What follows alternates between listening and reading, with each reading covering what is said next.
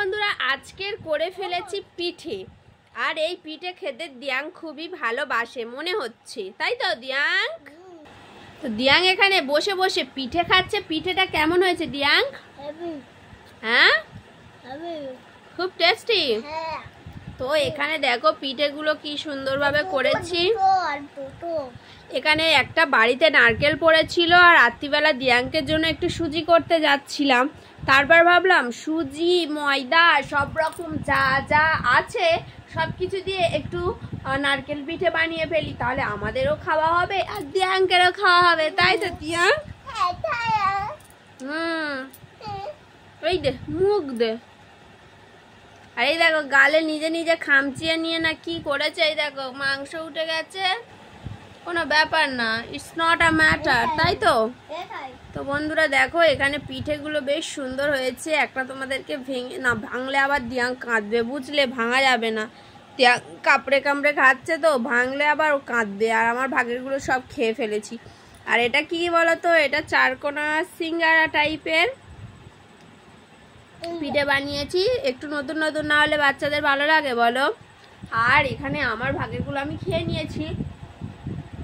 আর দিয়াঙ্কের বাবা দিয়াঙ্কের দাদুর ভাগেরটা কিন্তু আছে, ওরা আসলে খাবে, তাই তো দিয়াং? পিঠেটা কিন্তু বেশ সুন্দর হয়েছে দেখো, একদম চিনি দিয়ে সিম্পলি করেছি। সামান্য একটু চিনি ছিল আর নারকেল ছিল, একটু ময়দা ছিল, একটু সুজি ছিল আর একটু গরম জল দিয়ে ভালো করে উষুম উষুম গরম জল দিয়ে ভালো করে মেখে নিয়ে সুন্দর করে পুরটা করে নিয়েছি। তারপর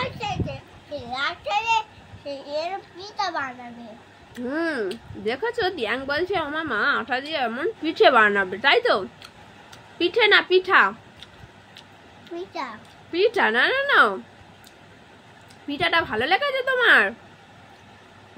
খুব ভালো লেগেছে। তাহলে এই দুটো ফিনিশ করো, তাহলে রাতের খাবারটা হয়ে যায়, তাই তো? ঠিক আছে, দেখি দুটো কি আগে ফিনিশ করে। আমি এটা ফিনিশ করবো না দিয়াং এটা ফিনিশ করবে, তাই তো? নাও, on your mark, get set, go. নাও তাদের চিবো।